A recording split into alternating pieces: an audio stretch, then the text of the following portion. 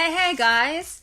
This is our vlog on immigration, and today we are sharing tips on the finalization of permanent residence in Canada and a little bit of admin that you have to do officially after you get your permanent residence. And this will be our last vlog on the immigration topic, and after this I'll be going back to my normal nonsense that I produce for YouTube. We had been in Canada for about a year when the government picked up our application for permanent residence.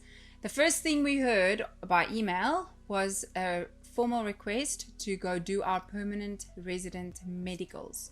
That was basically the exact same medicals that we had to do in our home country before we immigrated with our work visa. So if you had been for that medical, it would be the exact same procedure, the exact same fee as well. Yeah, so just to backtrack, we came in on a work permit. We got into the country earlier, and then we did apply for our permanent residence back in South Africa, our home country. And then the work permit process is a lot faster than the PR. Yeah, so we were working here for a year until we got requested to go do our medical. So that was in August. And so just to give you a timeline, once they send you that email and notification to go for your permanent residence medical, they give you only 30 days to submit those medicals at the doctor or the medical provider for those. So it became a bit of a race of time. Fortunately, we saw the email and we reacted on it quickly. But then I started phoning around.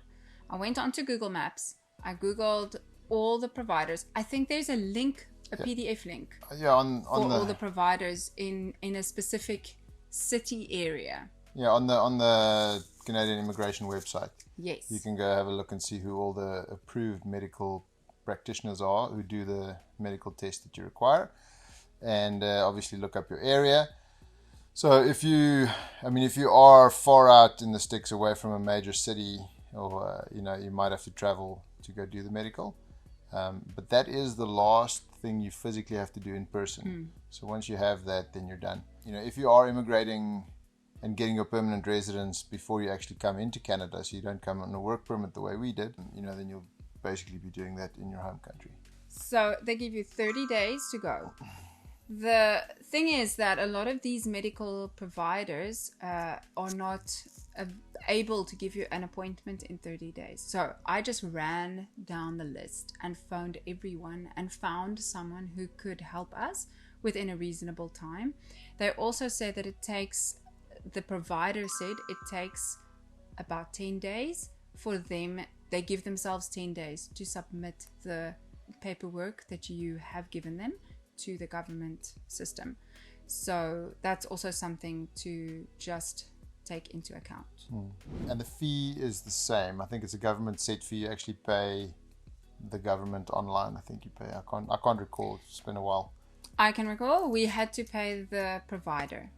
We had to pay, yes, and it ended up being around $1,600 for our family of 5. Okay. The children of 9 and over also had to have blood work done. The younger ones not. So we ended up doing 3 blood works, 5 general practitioner assessments, and 2 chest x-rays. So after that, the practitioner uploads the information to your file, so you don't have to do much on your end or anything on your end. Then this happened in August. When did we go? Yes. August.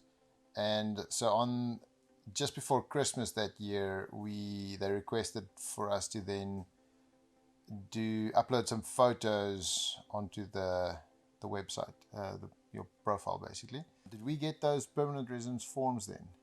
We were able to download them then, or was that after we submitted the photos? After we submitted the photos. Okay, so then you submit your photos. Now the photos were tricky.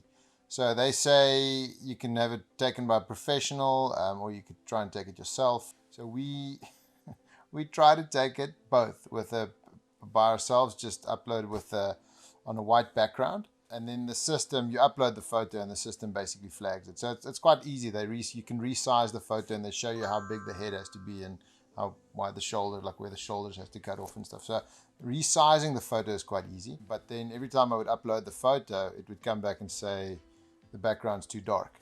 Then we went to a professional photographer and had professional, paid for photos to be taken. Exact same thing happened. So basically, with the high quality of digital photos these days, no background with a flash is perfectly white. They kept even the professional photos. The guy sent me the digital photos files, and I uploaded those, and the same thing happened. They blocked them, or they said if the system flags them, it goes to manual review. And if it goes to manual review, obviously it takes a much longer time to get the stuff processed. So I went into Windows, Paint, or whatever. I can't remember what program I used, but basically I started editing the photos. I played around with the contrast and the white balance and until I got the background as washed out white as I could possibly do. And then I uploaded those photos, just kept trying with, a little bit more edit. And finally the file went through, without any flags from the system. Once we uploaded the photos, you're able to download a official document a few weeks later, I think, that says you now have permanent resident status in the country. So if you need to do any official business with that, then that I think will get you somewhere.